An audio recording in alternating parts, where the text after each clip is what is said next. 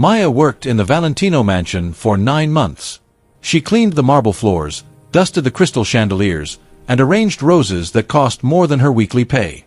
The house belonged to Dante Valentino, a man whose name made grown men whisper. Maya had seen him only in passing. Dark suits, darker eyes, a presence that filled rooms without words. She was careful. Invisible.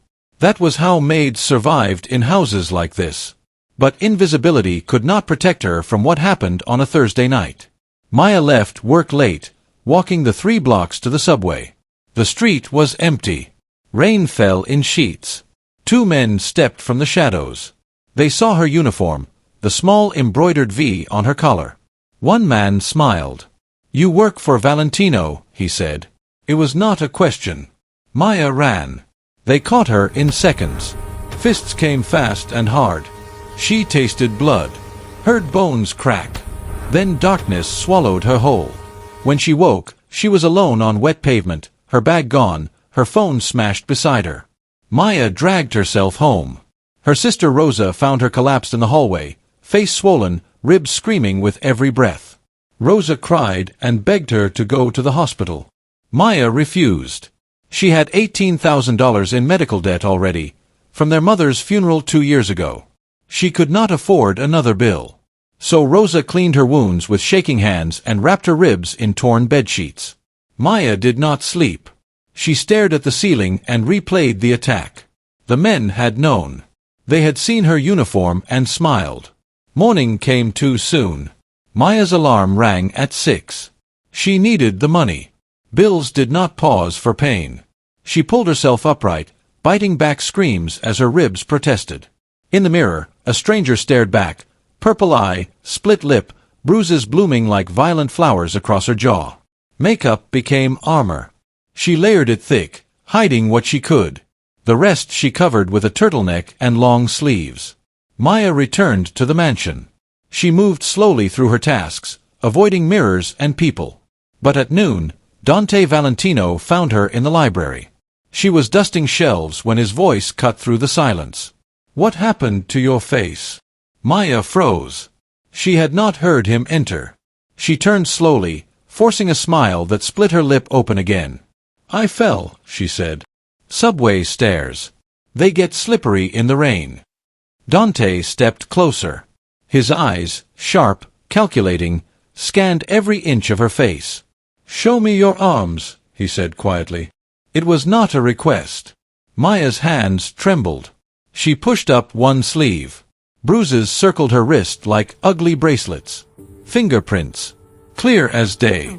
Dante's jaw tightened. "Who did this to you?" His voice was soft now. Dangerous. Maya looked away. "It does not matter. It matters to me."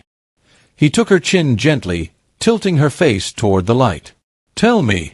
Maya tried to lie again. But Dante's eyes held hers, and the truth spilled out. 2 men. Thursday night. 3 blocks from here. They saw my uniform. They said. Her voice cracked. "They said it was a message for you." The room went cold. Dante released her chin and stepped back. For a moment, he said nothing. Then he pulled out his phone. "Marco. My office. Now." He looked at Maya. "Sit down. You are done working today." "But I need." "Sit down." His tone left no room for argument. Maya sat. Marco arrived within minutes, a tall man with silver hair and stone eyes. Dante spoke in low, clipped sentences. Maya caught fragments. Security footage. Albanian crew. Territory dispute. Marco left without a word. Dante turned back to Maya. "You will stay here tonight. Guest room on the 2nd floor. Your sister too." "I cannot." "You can." "You will." His voice softened slightly. "They know you work for me now, Maya. That makes you my responsibility." Maya wanted to argue, but exhaustion swallowed her whole. She nodded. Dante led her upstairs to a room larger than her entire apartment.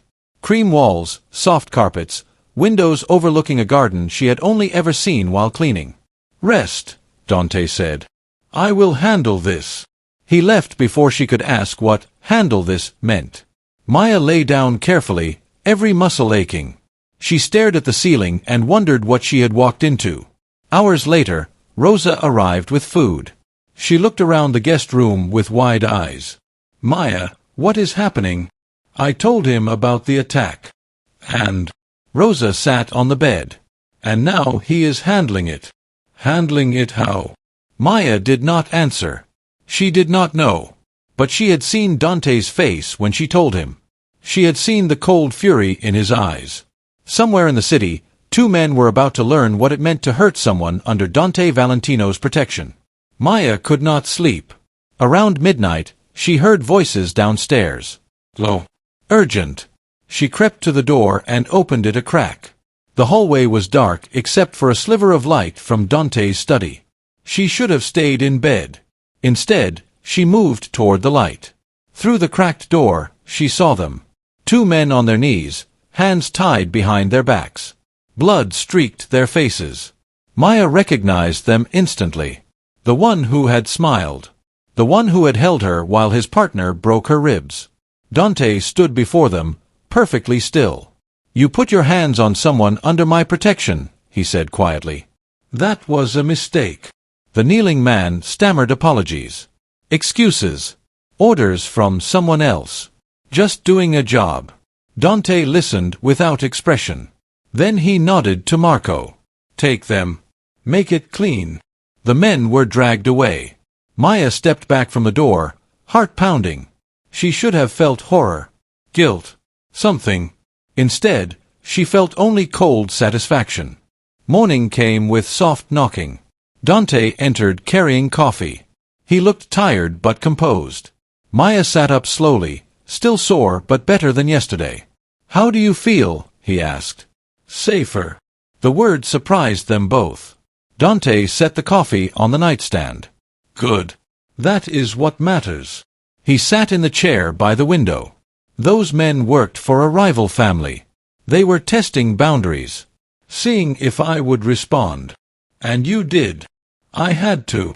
His eyes met hers. "You work in my home, Maya. You are under my protection. Letting them hurt you without consequence would show weakness. And weakness gets people killed." Maya sipped the coffee. It was perfect, cream and sugar exactly how she liked it. She had never told him her preference. "What happens now?" she asked. "Now you heal. And I make sure this never happens again." He stood to leave, then paused. "You are not just a maid to me, Maya. You never were." Weeks passed. Maya's bruises faded. Her ribs healed. But something else had changed.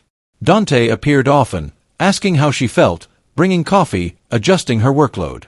He knew small things about her. How she organized books. How she watered the plants. How she folded his newspapers. She realized he had been watching her long before the attack. Seeing her when she thought she was invisible. One evening, she found him in the library. He was reading, jacket off, sleeves rolled up. He looked almost human. "Thank you," Maya said. Dante looked up. "For what?" "For seeing me. For protecting me. For paying off my medical debt." His eyes widened slightly. "You know about that?" "My bank account suddenly shows zero balance where $18,000 used to be." Maya stepped closer. "You did not have to do that." "Yes, I did." He stood. "You were drowning in debt from your mother's death. You worked yourself to exhaustion trying to stay afloat. I could help. So I did." Maya should have felt grateful. Indebted. Instead, she felt something else entirely. Something warm and dangerous. "Why?" she asked. "Why do you care so much?" Dante closed the distance between them. "Because you are brave. And kind. And you honor your obligations even when they are destroying you." His hand touched her cheek. "Because I have watched you for 9 months and I see who you are. And I cannot pretend I do not care anymore." Maya's breath caught. "You are a dangerous man, Dante." "I know. You do terrible things. I know that too. And I should be afraid of you. But you are not." His thumb traced her jaw. Are you? Maya shook her head. No. I am not afraid. He kissed her then, soft at first, questioning. When she did not pull away, it deepened. His arms circled her carefully, mindful of her healed ribs. Maya had been invisible for so long. Now she was seen, chosen, protected. 6 months later, Maya stood on the terrace at dawn. The city spread below, glittering and alive. Dante wrapped his arms around her from behind. "What are you thinking?" he asked. Maya leaned into him. "I am thinking about that night. The attack. How it changed everything. Do you regret it?" No. She turned to face him. "It brought me to you. It made you see me. Everything terrible led to this." Dante kissed her forehead. "I love you," he said. "I need you to know that. I love you too. Even though you are dangerous and complicated and you do terrible things to keep your power. Especially because of that." Dante smiled. "Maybe a little," Maya admitted. They stood together as the sun rose, painting the sky gold and pink. Two people who found each other through impossible circumstances. His world would always carry risk. Hers would always be complicated by association. But standing there in the dawnlight, Maya realized something important. She had stopped merely surviving. She had started living. And she had found someone who saw her completely, and chose her anyway.